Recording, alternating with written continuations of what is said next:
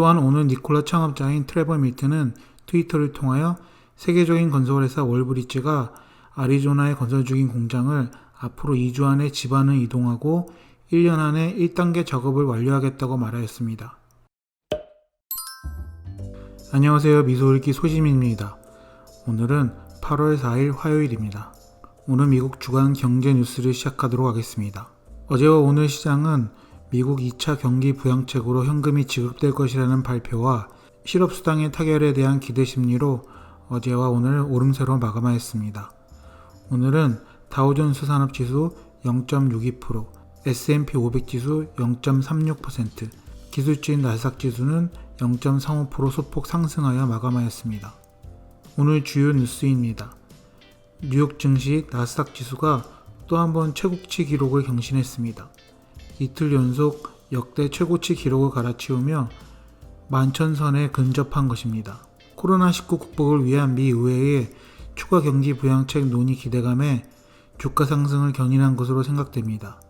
공화당과 민주당 양측은 $1,200의 추가 재난지원금 지급에 합의하였으나 추가 실업수당을 놓고 이견을 보인 것으로 알려졌습니다.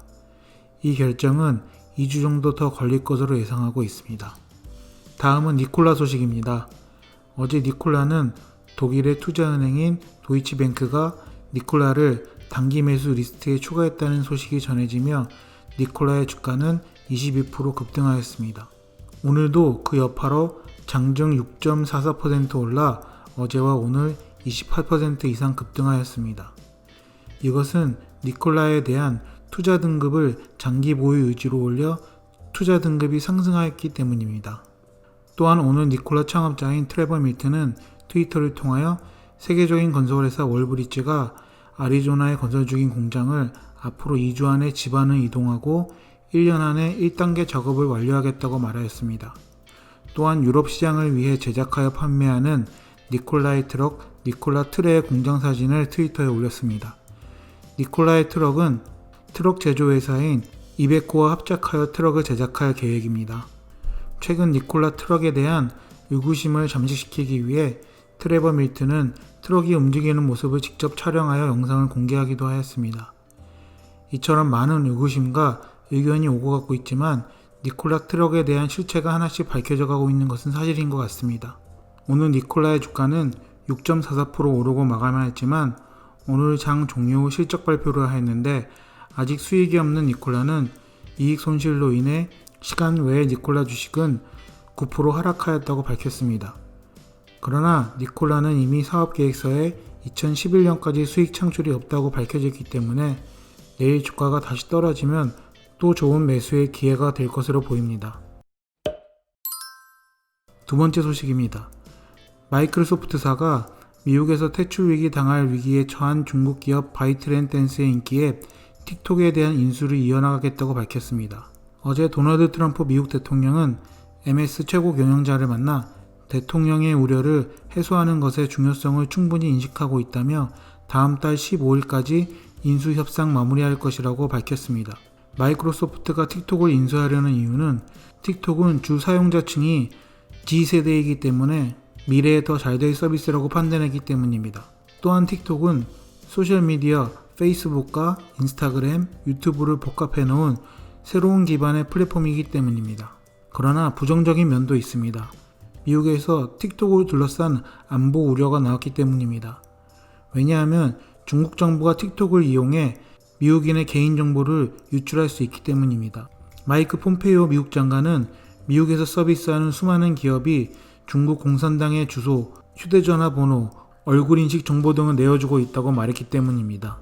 하지만 틱톡은 미국에서 빠르게 성장하며 월 최대 8천만 명이 이 앱을 사용하는 것으로 나타났습니다. 틱톡 미국 법인의 가치는 17조 원에서 35조 원 사이로 여겨지고 있습니다.